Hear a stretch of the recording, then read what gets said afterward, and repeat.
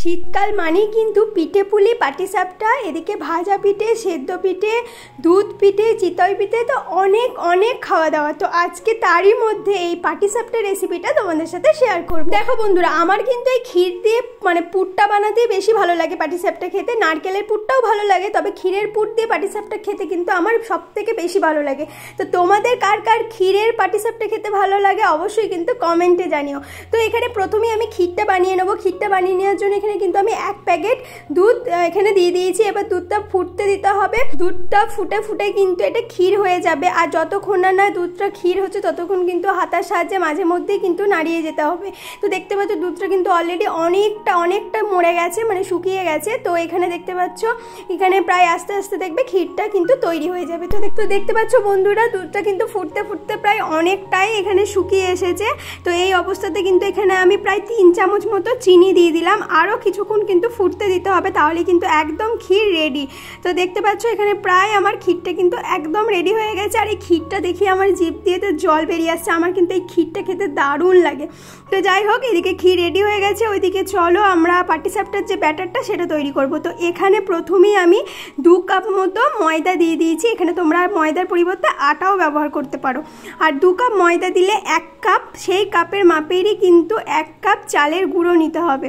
আর সেই কাপের মাপেরই আবারও 1/2 কাপ আমরা সুজি দিয়ে দেবো। পরিমাণগুলো ঠিকঠাক রাখলে কিন্তু পাটিসাপটা কিন্তু খুবই সুন্দর হয়। অনেকেই বলো পাটিসাপটা কিন্তু চিটিয়ে যাচ্ছে, কড়াইয়ে লেগে যাচ্ছে।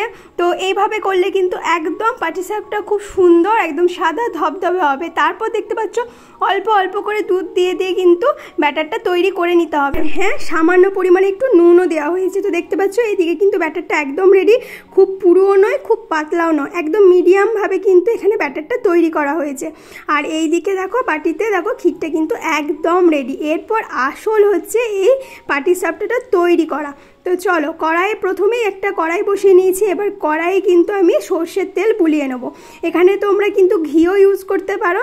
তো যাই হোক, সর্ষের তেলটা বুলিয়ে নিলাম। এরপর একটা হাতার মাপে 1 হাতা পরিমাণ ওই ব্যাটারটা দিয়ে দিলাম।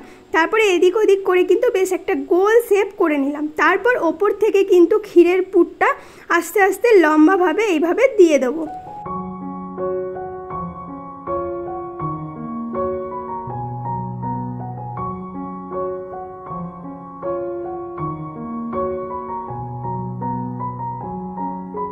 পুরটা দেওয়ার ঠিক 3-4 মিনিট পর কিন্তু আস্তে আস্তে বা পাটিসাপটাটা উল্টাতে হবে। আর হ্যাঁ বন্ধুরা, এই সময় কিন্তু গ্যাসের ফ্লেমটা একদম লোতে করবে, না হলে কিন্তু এই পাটিসাপটাটা কাঁচা অবস্থায় থাকবে। আর এই পাটিসাপটা উল্টানোটা কিন্তু একটা মেন পার্ট বলতে পারো। আমার তো খুব ভয় লাগছিল যে কি হবে না হবে। তো যাই হোক, খুব সুন্দরভাবে কিন্তু দেখতে পাচ্ছ পাটিসাপটাটা উল্টে যাচ্ছে।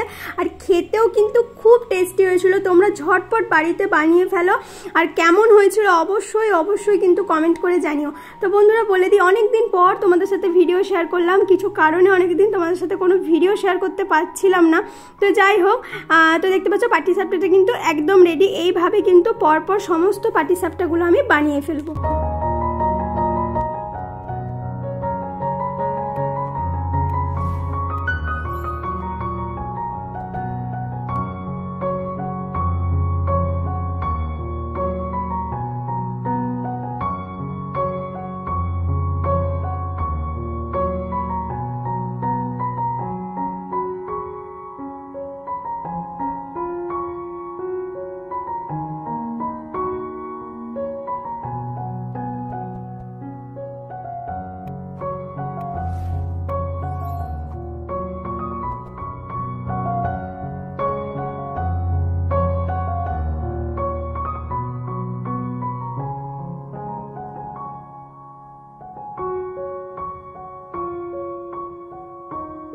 একদম রেডি আমাদের ক্ষীরের পাটিসাপটা। তো তোমাদের কেমন লাগলো অবশ্যই কিন্তু কমেন্টে জানিও।